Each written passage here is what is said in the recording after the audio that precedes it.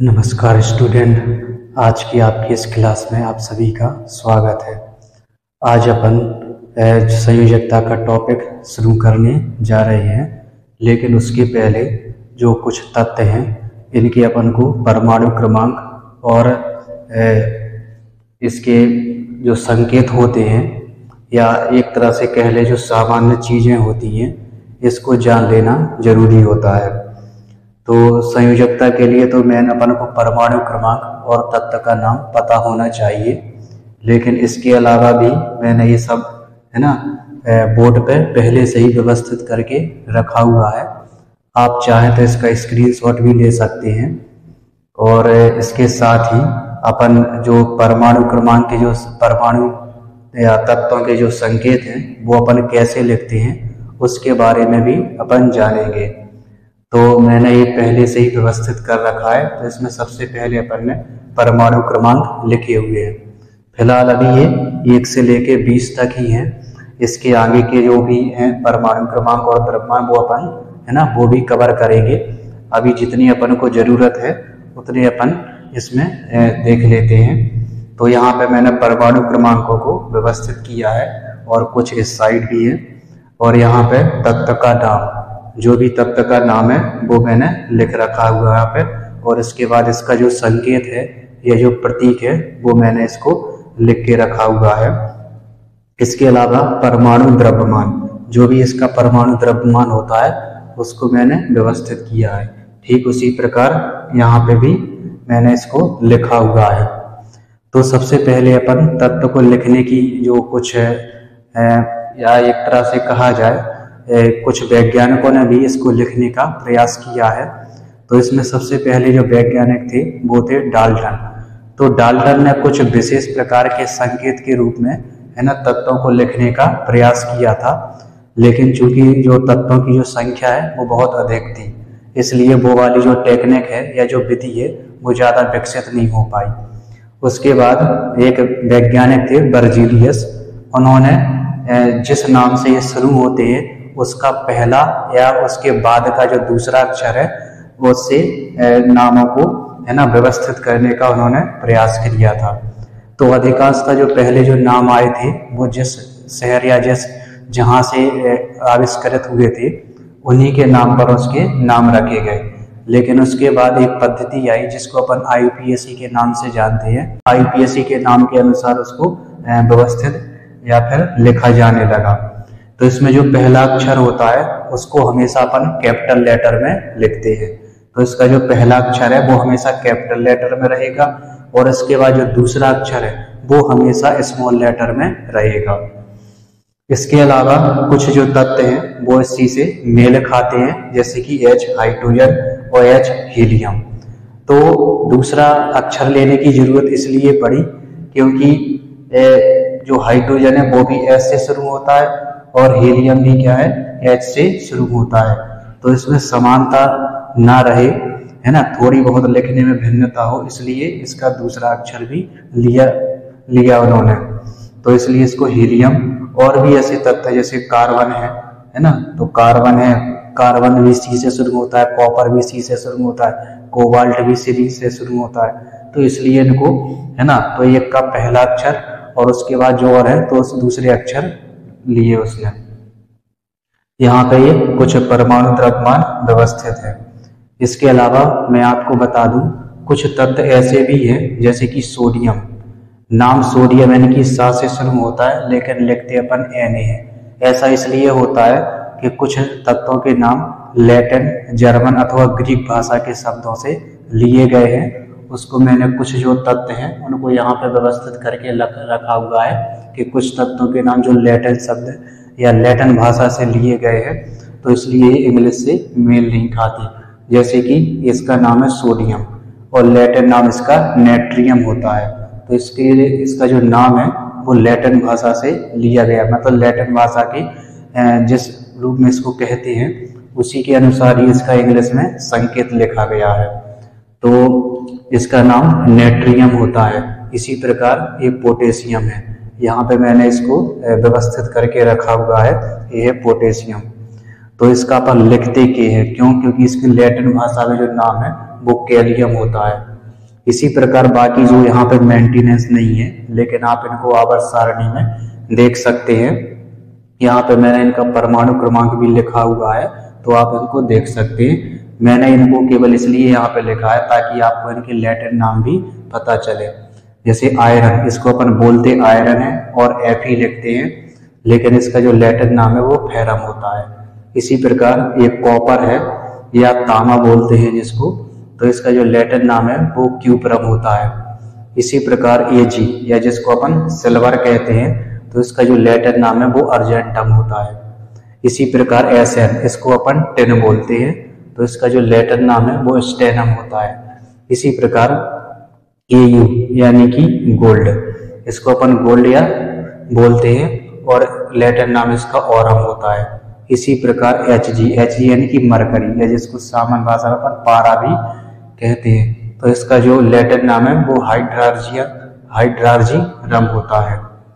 इसी प्रकार लेड है, तो इसको अपन लेड बोलते हैं और या फिर हिंदी में इसको सीसा कहते हैं, लेकिन इसका लैटिन नाम प्लम्बम होता है।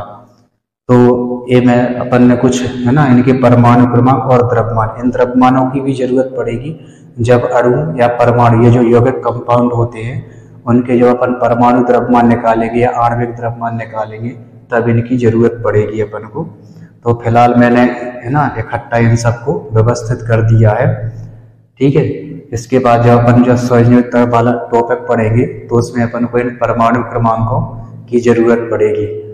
परमाणु क्रमांक है ना, तो इसके लिए अपन को ये पढ़ना पड़ेगी और इसके बाद अपन इनका इलेक्ट्रॉनिक वितरण भी देखेंगे।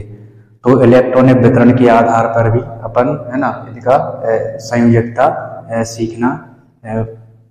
सीखेंगे। इसके अलावा इसमें बोर और बरी एक व्यवस्था थी जिसमें उन्होंने इलेक्ट्रॉन यानी कि जो कोष होते हैं, जैसे अपन ने या ऊर्जा स्तर बोलते हैं जिनको अपन KLMN से अपन ने प्रदर्शित किया था, तो उसमें जो इलेक्ट्रॉन है वो निश्चित मात्रा में या निश्चित संख्या में ही भर पाते हैं, तो जिसको अपन है ना 2n² के अनुसार निकालेंगे।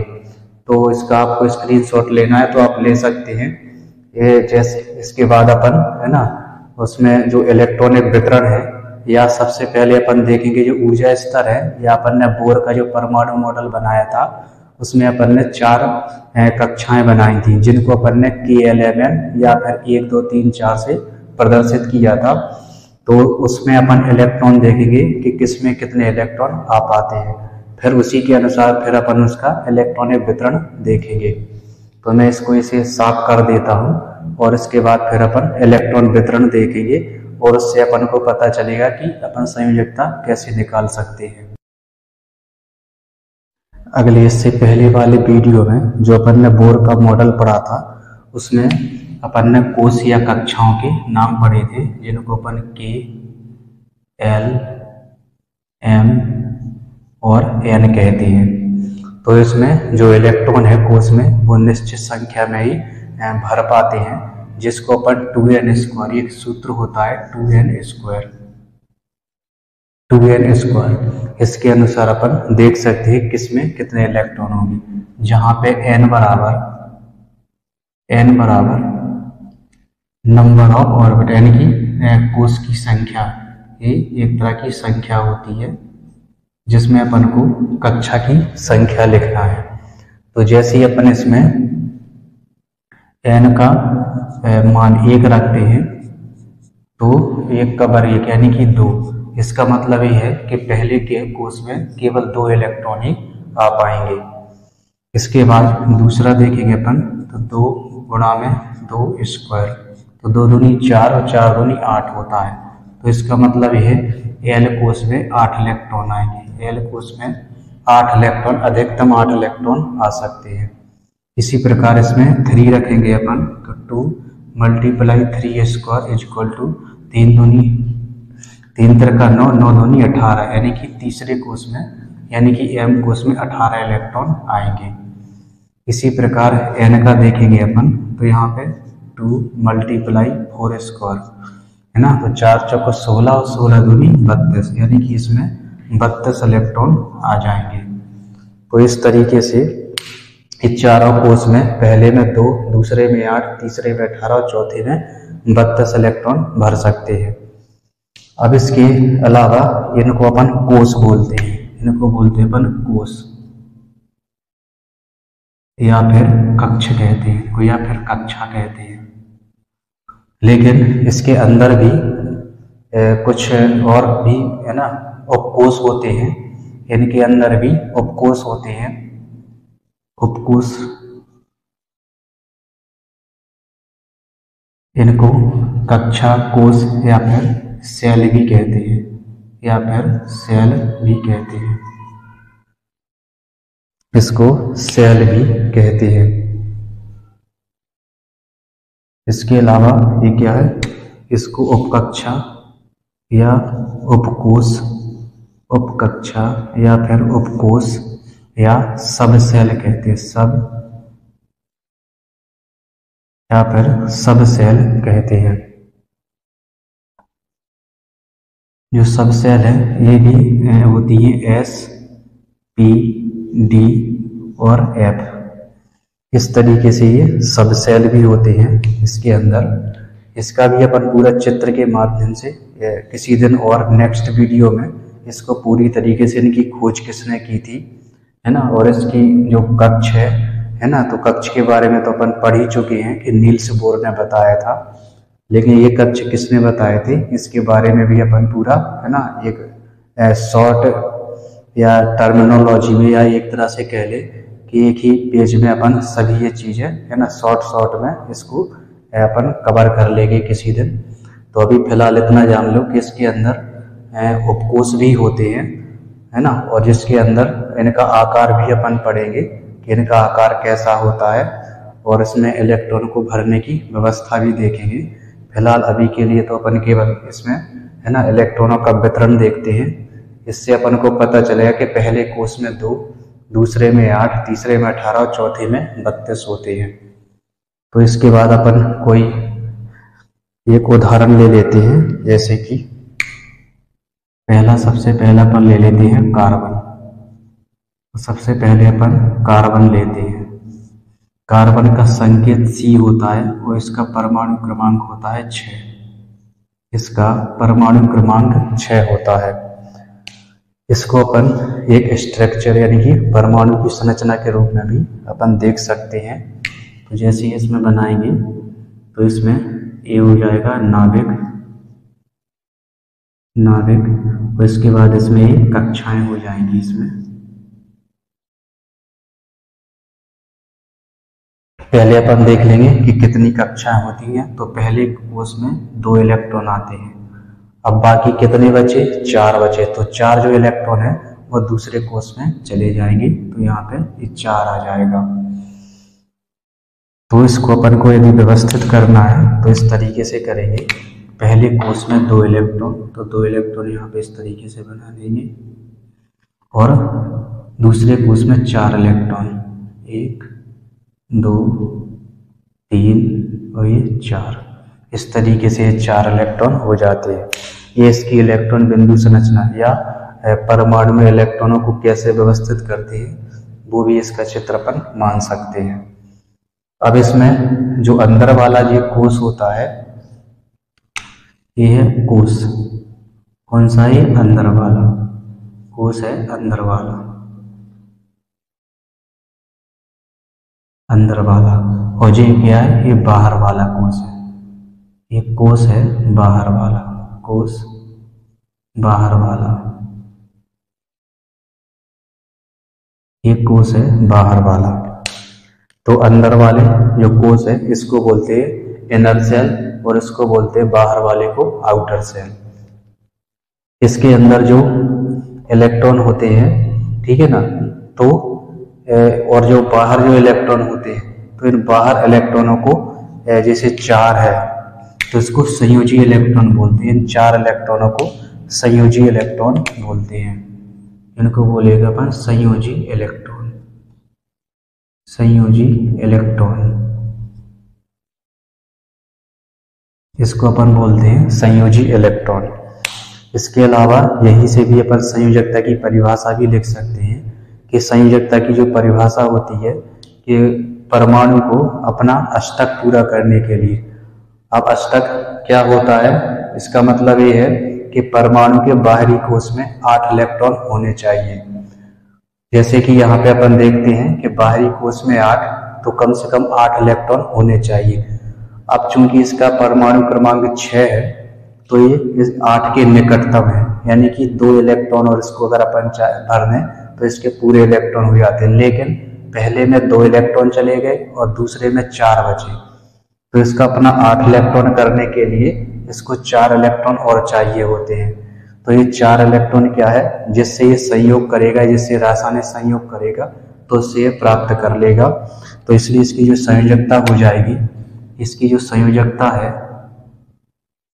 संयोजकता, तो वो 4 हो जाती है। इसकी संयोजकता 4 हो जाती है। इसके पास दोनों ऑप्शन है, या तो ये 4 इलेक्ट्रॉनों को किसी ले ले या फिर अपने 4 इलेक्ट्रॉनों को बाहर कर दे। तो ये अधिकांश कंडीशन में ये क्या करता है, ये 4 इलेक्ट्रॉनों को किसी दूसरे तत्व से ग्रहण कर लेता है, और जब ये 4 इलेक्ट्रॉनों को ग्रहण करेगा तो इसके लिए संयोजकता है वो 4 हो जाएगी।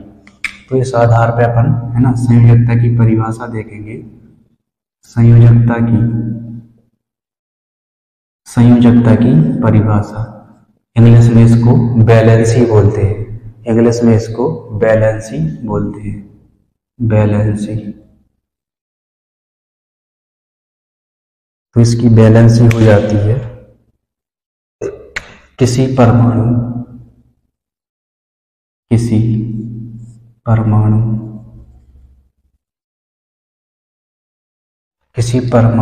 द्वारा अपना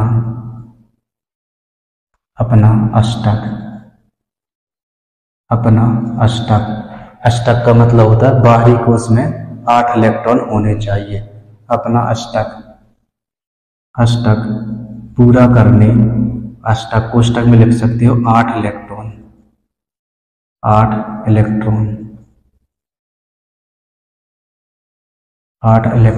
अपना अष्टक पूरा करने के लिए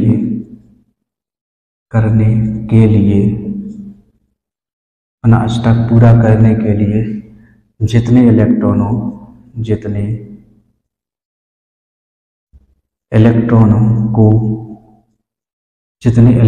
को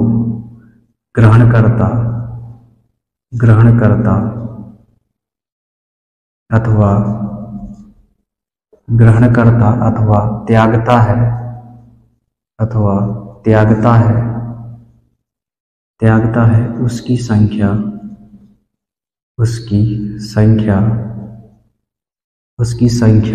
संयोजकता कहलाती है। उसकी संख्या संयोजकता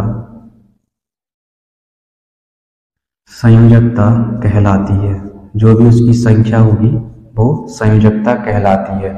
अर्थात कोई भी परमाणु है, जैसे कि अपन ने ये परमाणु बनाया है कार्बन का, तो इसको अपना बाहरी कोश में 8 इलेक्ट्रॉन चाहिए, इसको अष्टक अपना पूरा करना है। तो ये क्या करेगा, ये 4 इलेक्ट्रॉनों का त्याग भी कर सकता है या फिर बाहर से इलेक्ट्रॉन ले भी सकता है। तो उस कंडीशन में जितनी भी इसकी संख्या होती है वो इसकी संयोजकता कहलाती है। इसके अलावा भी अपन और भी है ना तत्वों के बारे में देखेंगे। एक कार्बन हो गया, इसके बाद अपन कार्बन के बाद ऑक्सीजन की देखते हैं। ऑक्सीजन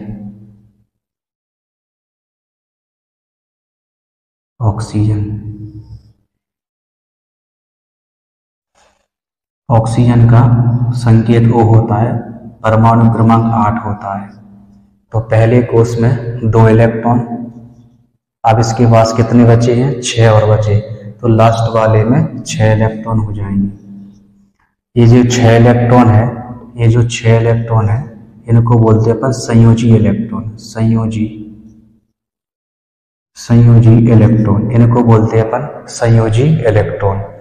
इसके अलावा इसको अपना अष्टक पूरा करने के लिए, यानी कि 8 इलेक्ट्रॉन पूरा करने के लिए 2 इलेक्ट्रॉन और चाहिए, ठीक है ना। तो इसके पास 2 कंडीशन है, 2 चॉइस है, या तो ये 6 इलेक्ट्रॉनों को बाहर कर दे या फिर किसी दूसरे से 2 इलेक्ट्रॉन ले ले, ठीक है ना। तो ये क्या करेगा, ये 6 इलेक्ट्रॉनों को बाहर नहीं करता, एक किसी दूसरे से 2 इलेक्ट्रॉन ले लेगा, यानी कि 2 इलेक्ट्रॉन ये ग्रहण कर लेगा, 2 इलेक्ट्रॉन ग्रहण कर लेगा, ग्रहण कर लेगा।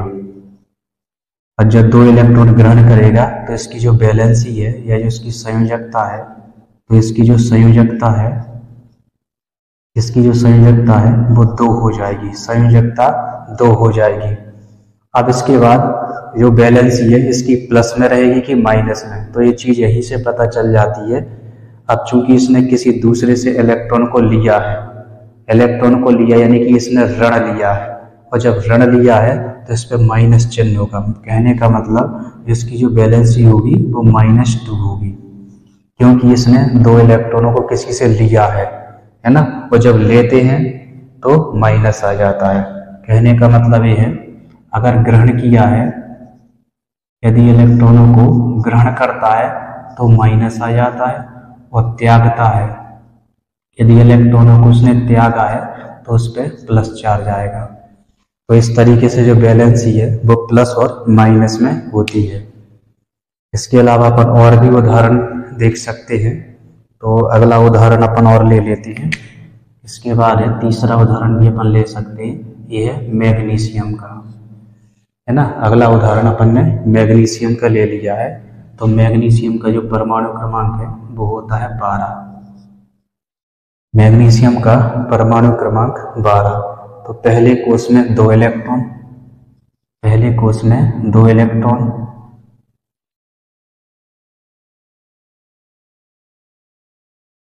पहले कोष में 2 इलेक्ट्रॉन और दूसरे में 8 हो जाएंगे।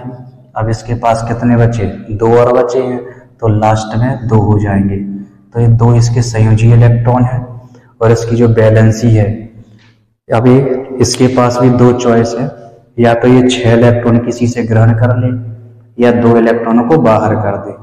तो 6 इलेक्ट्रॉन इसको कोई नहीं देता है, तो ये क्या कर देता है, ये अपने 2 इलेक्ट्रॉनों को बाहर कर देता है। और जब 2 इलेक्ट्रॉनों को त्यागेगा, ये क्या कर देता है, ये त्याग देता है, त्याग देता है। और जब 2 इलेक्ट्रॉन को त्यागेगा तो इसकी संयोजकता +2 हो जाती है, इसकी जो संयोजकता है वो +2 हो जाती है। इसके अलावा कुछ आयन भी होते हैं, है ना। तो आयन की भी जो संयोजकता है, जैसे कि SO4 है ना, HO, तो उनकी जो संयोजकता है वो अपन नेक्स्ट वीडियो में करेंगे, ठीक है ना। तो अभी फिलहाल इसकी देख लेते हैं। और भी है, जैसे कि फ्लोरीन है चौथे नंबर। अब फ्लोरीन की देख लेते हैं अपन, फ्लोरीन की, क्लोरीन की, ब्रोमीन, है ना। तो इनकी क्या है, -1 होती है। अब -1 क्यों होती है, क्योंकि फ्लोरीन का जो परमाणु क्रमांक है वो 9 होता है। पहले कोष में 2 इलेक्ट्रॉन, और कितने बचे, 7 बचे, ठीक है ना। तो 7 बचे हैं, तो दूसरे कोष में 7 इलेक्ट्रॉन हो जाएंगे। अब या तो ये 7 इलेक्ट्रॉनों को बाहर कर दे या फिर 1 इलेक्ट्रॉनों को अंदर ले ले। तो ये क्या करेगा, ये जिससे भी संयोग करेगा तो 1 इलेक्ट्रॉन क्या कर लेगा, ग्रहण कर लेगा, 1 इलेक्ट्रॉन ग्रहण करेगा। और जैसे ही ग्रहण करेगा तो क्या आ जाएगा, इस पर -1 चार्ज आ जाएगा, यानी कि जो इसकी संयोजकता है वो -1 हो जाएगी। इसी प्रकार क्लोरीन, फ्लोरीन, ब्रोमीन, आयोडीन, जितने भी उस, है ना, ग्रुप में जितने भी तत्व आएंगे उनकी जो संयोजकता है वो -1 होगी। तो संयोजकता से भी अपन ये पता कर सकते हैं कि जो तत्व है वो कौन से ग्रुप का होगा। तो यहाँ पे अपन ने, है ना, संयोजकता के बारे में पढ़ा है। अब इस संयोजकता का उपयोग है, जिस तरीके से जितनी इनकी संयोजकता होती है उतनी ही अन्य तत्वों से, है ना, ये संयोग करता है। और बातें भी आती है कि परमाणु संयोग क्यों करते हैं। तो अपना जो अष्टक है, जितने इलेक्ट्रॉनों की उनके अंदर कमी है ना, उस कमी को वो पूरा करने के लिए, है ना, आपस में, है ना, संयोग करते हैं और बंध बनाते हैं। तो वो भी अपन पढ़ेंगे। और आज की जो क्लास है, आज की क्लास में इतना ही। कल जो नेक्स्ट वीडियो आएगा या नेक्स्ट क्लास होगी तो उसमें अपन जो परमाणु या जो आयन होते हैं या जिनको अपन बहुपरमाणुक आयन बोलते हैं, तो उनकी अपन संयोजकता भी देखेंगे। तो आज की क्लास में बस इतना ही। हंसते रहिए, खेलते रहिए, मुस्कुराते रहिए, पढ़ते रहिए। वीडियो अच्छा लगे तो अपने दोस्तों के साथ शेयर जरूर कीजिए। नमस्कार।